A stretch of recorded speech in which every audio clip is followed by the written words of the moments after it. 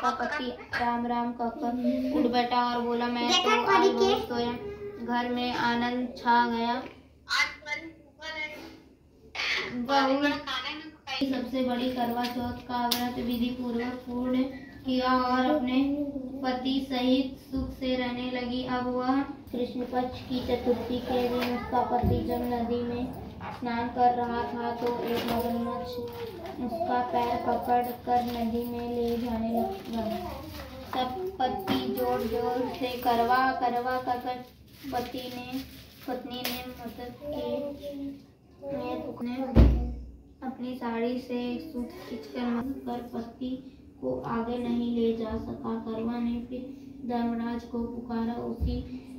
उस पतिव्रता की पुकार पर धर्मराज वहां उपस्थित हुए और बोले, पतिव्रते कहो क्या चाहती हो? करवा बोली, महाराज अब धर्मराज कहलाते हैं और यहाँ अधर्म हो रहा है। देखो मेरा पति नदी में स्नान कर रहा था, इस मगरमच्छ ने उसे पकड़ लिया। आप उसे मार कर मेरे पति को बचाएं। यमराज बोले, हे पुत्री, मगरमच्छ की आयु अभी मरने की नहीं हुई है, अभी इसकी आयु शेष है, इसलिए मैं इसको मृत्यु नहीं दे सकता। करवा बोली, भगवान आप धर्मराज हैं, आपका धर्म दुष्टों को दंड देने का है, फिर आप ऐसा क्यों नहीं करते? धर्मराज उसकी बात सुनकर मौन थे। तब करवा फिर बोली, तो अब मैं ही मगरमच्छ को नदी सहित नष्ट कर देती हूँ। यमराज बोले, ऐसा मत करो पतिव्रते, नदी के नष्ट होने से तो सभी प्राणी दुखी हो जाएंगे। ऐसा कहकर उन्होंने उसके पति को छुड़ाकर मरने पर अर्घ देकर पूजा करेंगी। उनकी इस व्रत के प्रभाव से समस्त मनोकामनाएं पूर्ण होगी। आज तुम्हारा पतिव्रत धर्म की धन्य हुआ जो तुमने अपने पति के प्राण बचाए। उसी समय से यह करवा चौथ व्रत पतिव्रताओं से प्रसिद्ध हुआ। हे चौथ माता जैसा पुण्यफल पतिव्रता करवा को आपने अपनी कृपा से प्रदान किया, उसी समस्त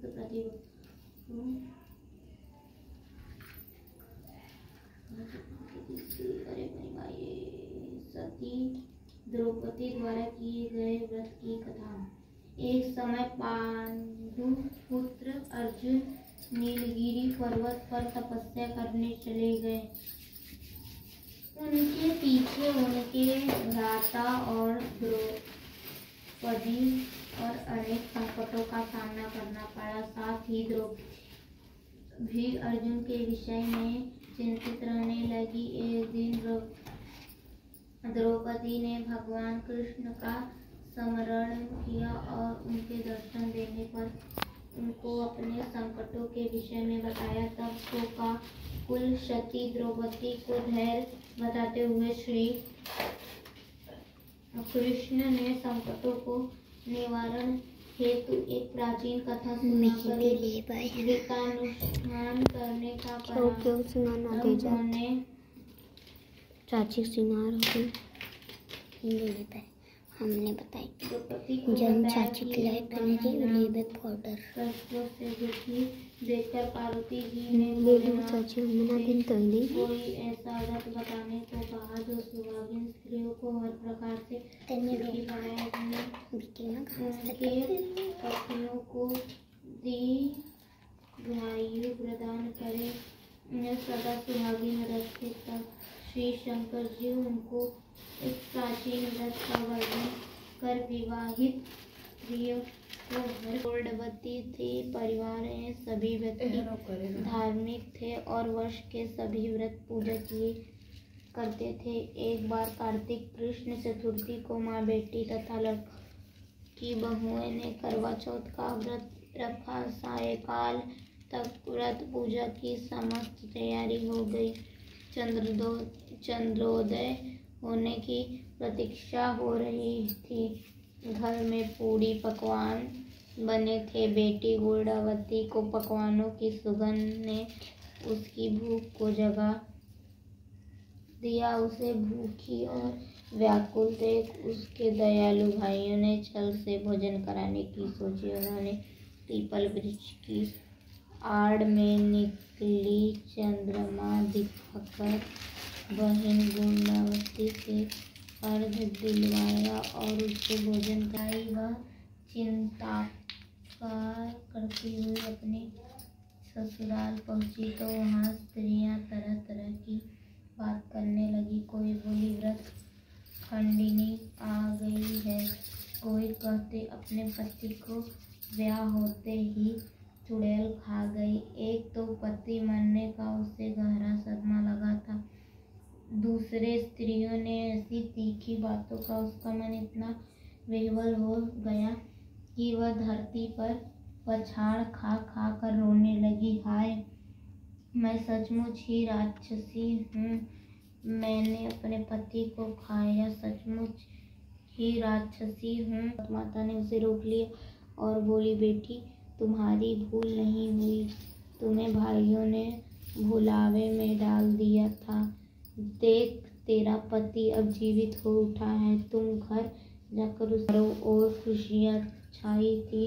तब गुणवती सहित सब स्त्रियों ने अगली करवा चौथ आने पर व्रत विधि पूर्वक पारण करने का निश्चय किया। कार्तिक कृष्ण पक्ष में फिर करवा चौथ आई तो गुणवती ने भांति विधि पूर्वक व्रत किया। श्री कृष्ण जी बोले, हे द्रौपदी, तुम भी इस व्रत को करके अपने समस्त संकट को दूर कर सकोगी। यह कार्तिक मास अगला ही मास है। तुम करवा चौथ व्रत की विधि पूर्वक करोगी तो अपने को सभी संकटों से मुक्त पाओगी।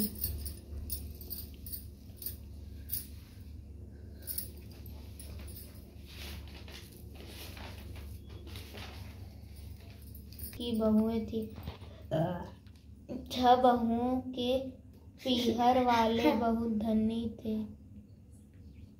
और भरे पूरे परिवार के एक थे। छोटी 7वीं बहू के परिवार में कोई भाई बहन और नहीं था तथा वह बहुत गरीब भी थे। इसी कारण 6 बहुओं के पीहर से बहुत सा दान दहेज आया था। उसके पश्चात भी उसके भाई जब तब बहुत सा सामान भी लाते रहते थे।